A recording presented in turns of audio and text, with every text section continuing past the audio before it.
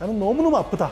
엉덩이가 아프고 다리가 땡기고 시려서 병원에 갔더니 MRI도요 크게 문제가 없어요. 정말 엑스레이, CT를 봐도 이거는 아플 수가 없는데 이유를 알 수 없는 만성 허리 통증. 엑스레이와 CT, MRI 같은 검사는 훌륭한 검사지만 거기에서 보이지 않는 만성 허리 통증 충분히 있습니다.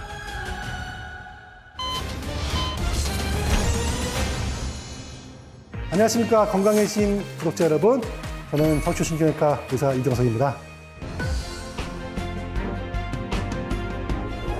이거 정말 제가 근데 많이 경험합니다. 이 내용에 대해서 여러분께서 모르신다면 굉장히 또 고생하는 내용이기도 하고요. 뭐냐면은 진단이 되지 않는, 이유를 알 수 없는 만성 허리 통증. MRI도요 크게 문제가 없어요. 정말 엑스레이, CT를 봐도 이거는 아플 수가 없는데 환자분은 직장을 그만두고 삶이 피폐해집니다. 얼마나 아프면은 이 마약성 진통제를 달고 사는 바람에 간도 망가지고 심지어 밥도 못 먹어가지고 정말 빼싹 말라서 오신 분 많습니다. 선생님 살려주세요. 저 이렇게 사는 것보단 죽는 게 나아요라고 말하는 분도 많습니다. 도대체 원인이 무엇인가요? 많아요, 생각보다. 근데 심지어 정말 우리나라에 손꼽히는 이 대학병원에서 가서도 이유를 알 수 없습니다. 저도 모르겠습니다. 라고 설명 듣고 실망하셔가지고 저한테 오시면은 뭔가 좀 찾을 수 있지 않을까라고 정말로 이 어마어마한 검사 자료를 가지고 오신 분 많거든요. 그래서 제가 일반 척추 의사보다는 원인이 나오지 않는 만성허리 통증을 많이 봤다고 전 자부합니다. 도대체 이런 일이 왜 생길까요? 척추 MRI는 지구상에서 나와 있는 척추 질환을 진단할 수 있는 가장 정확한 검사라고 보는 게 맞습니다. 더 정확한 검사가 있냐? MRI보다 정확한 검사는 없습니다. 여러분이 척추 질환을 가지고 있다면 MRI에서 사실은 다 보여야 되는 게 맞죠. 그런데 아닌 경우가 왜 생기냐? 여러 가지 가설이 있습니다. 그리고 제가 생각하는 개인적인 생각도 있기 때문에 제가 이걸 정리해서 말씀을 드리도록 하겠습니다. 먼저 MRI 검사, 엑스레이와 CT 검사는요, 제가 어떻게 표현하냐면 물리적 검사입니다. 물리적 병변을 잡아내는 검사다. 예, 물리적 병변은 뭐냐? 변형, 구조의 변형, 이런 것이 있어야지만 잡아내는 검사라는 거죠. 뼈가 망가진다거나 근육이 찢어진다거나 디스크가 터진다거나 신경을 눌리는 이런 물리적인 변형, 병변이 있으면 놓칠 수가 없어요. 그런데요, 허리 통증과 목 통증, 척추 관절 질환은 변형이 없어도 충분히 아플 수 있습니다. 몇 가지 이유 때문입니다. 그 중에 첫 번째 뭐냐? 물리적 병변은 없지만 기능의 문제죠. 기능의 문제. 여러분 허리와 근육과 뼈가 여러분의 활동, 여러분의 직장일, 여러분의 어떤 여러 가지 일상생활을 하기에 적합하지 않을 때는 엄청난 통증을 불러일으킬 수 있습니다. 그거 MRI에서요, 아직 물리적 병변이 오지 않았다면 안 보입니다. 아마도 이런 분들은 추후에 이 척추가 근육이 버티다 못해서 망가져버리면 그때는 MRI에서 보일 수 있어요. 근데 그 단계 전이라면은 MRI 찍어도 안 볼 수 있다. 따라서 기능적인 문제, 대표적인 게 근육이에요. 여러분의 근육이 빈약하다거나 아니면은 근육이 굉장히 심하게 굳어 있다거나 아니면 여러분 척추 관절이 굉장히 건강하지 못하다. 그럴 경우에는 비록 MRI, CT에서 안 보인다 하더라도 아플 수 있다. 두 번째입니다. 두 번째, 허리 척추 레벨에서 신경은 정상인 거예요. 그런데 척추 뼈에서 신경이 나옵니다.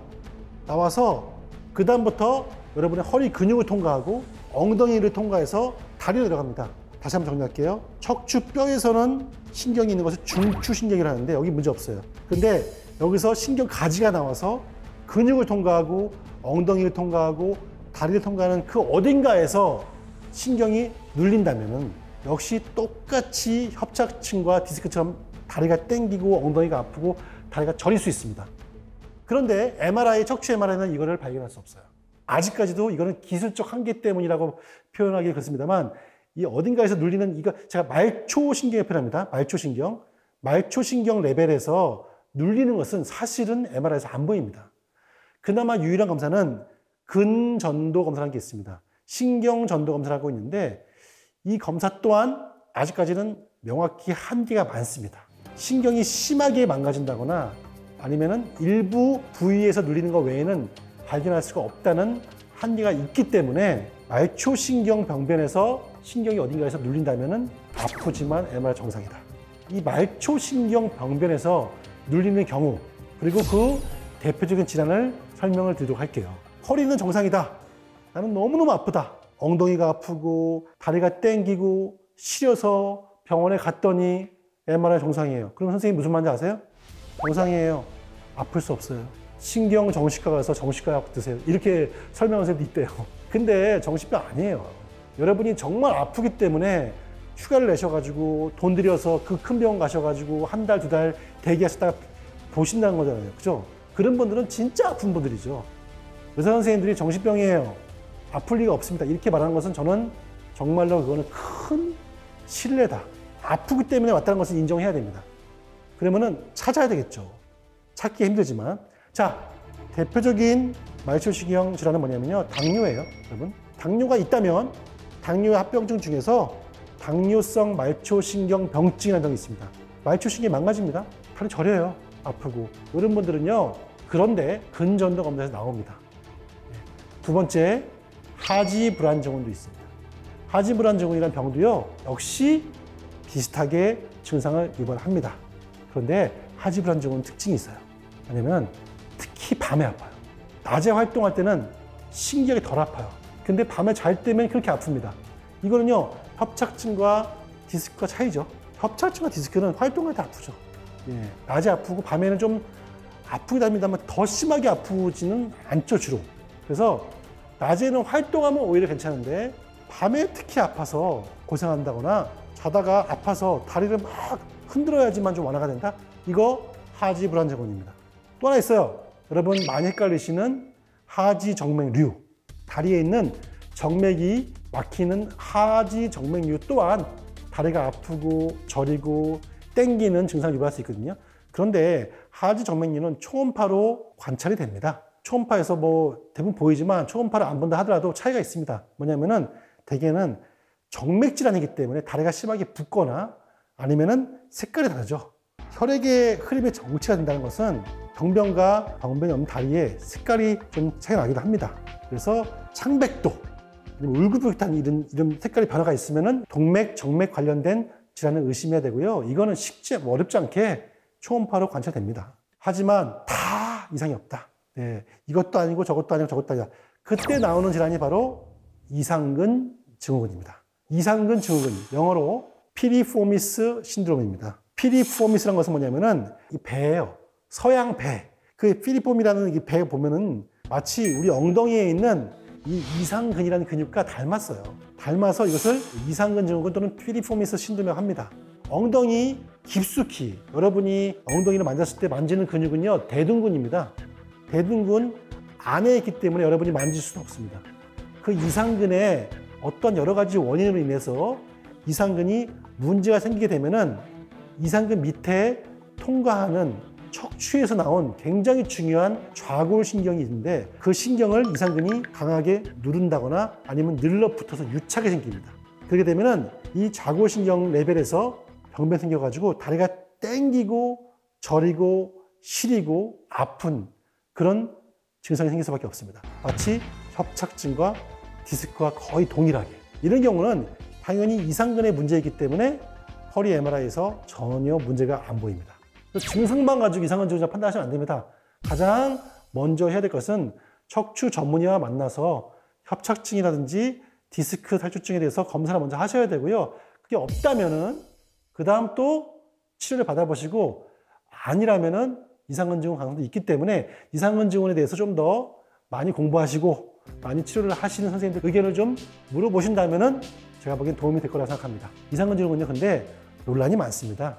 왜냐하면은 증후군, 이상근 증후군 이름에서 알 수 있듯이 추정 진단입니다. 이상근 증후군이라는 것을 밝힐 수 있는 정확한 검사 방법이 없기 때문에 존재하지가 않다라고 말하는 의사가 많습니다. 그런데 저는 명확히 존재한다. 이미 이상근 증후군에 대해서는요, 많은 논문과 많은 치료의 데이터, 결과가 이상근 증후군이 있다는 쪽으로 화살표를 가리키고 있습니다. 그런데 이상근 증후군 치료가 이게 간단치가 않습니다. 과거에는 이상근 증후군을 수술도 했었는데 수술 결과가 좋지가 못해요. 그래서 이상근 증후군의 치료는요, 가장 중요한 것은 첫 번째 진단이 돼야 됩니다. 진단이. 정확한 진단이 이루어져야 될 것. 두 번째, 조기에 빨리 치료가 돼야 될 것. 세 번째, 치료는요, 뭐가 있냐? 스트레칭 아니면 근력 강화 같은 재활치료와 더불어 주사치료입니다. 이 세 가지가 적기에 잘 이루어진다면 여러분 이상근 증후군은 치료가 될 수 있는 병이 맞습니다. 치료가 안 된다고 해가지고 병이 존재하지 않는다. 아니에요. 치료가 잘 이루어지지 못했고 그 환자한테 생활 습관을 고치기 위한 교육이 이루어지지 않았고 환자가 그 교육을 그대로 실천하지 않았기 때문에 낫지 않는 것입니다. 만약에 이 모든 것이 잘 이루어진다면 이상근 증후군은 어렵지 않게 치료가 될 수 있습니다.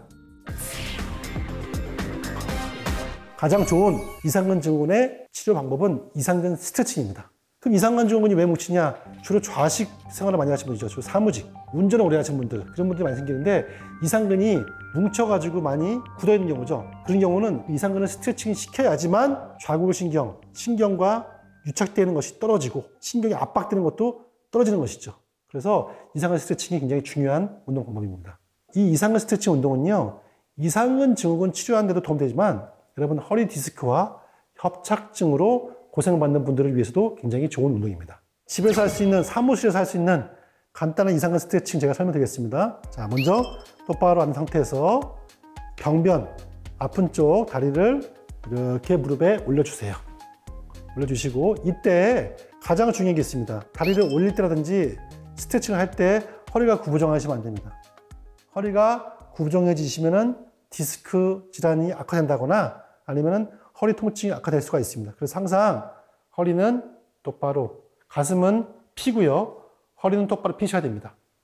허리가 구부러진다거나 라운드 숄더처럼 이렇게 되면 절대로 되지 않는다. 허리의 각도를 배가 볼록, 등이 오목, 요거 지키셔야 됩니다. 이 상태에서 한 손은 무릎을 잡으시고요. 한 손은 발목을 밑에 잡으세요. 이 상태에서 숨을 들이마시고 후 내뱉으면서 다리를 당겨 올립니다. 이때 핵심이 당길 때요, 허리를 숙이는 것이 아니라 약간 가슴을 앞으로 내민다는 느낌으로 가셔야 됩니다. 이런 식으로죠. 그죠? 후. 숙이실 때 엉덩이가 강하게 당겨지는, 이완되는 그런 스트레칭감을 느낄 수 있습니다. 다시 한번 해보겠습니다. 하시고, 다시 한번 들이마시고, 후. 살짝 이때 허리 각도를 살짝 숙여주신다면 더욱더 효과적으로 이상근을 이완시킬 수 있는데 도움이 될 수 있습니다. 다시 한번 해보겠습니다. 무릎을 잡고 발목을 잡고 가슴을 피신 상태에서 후.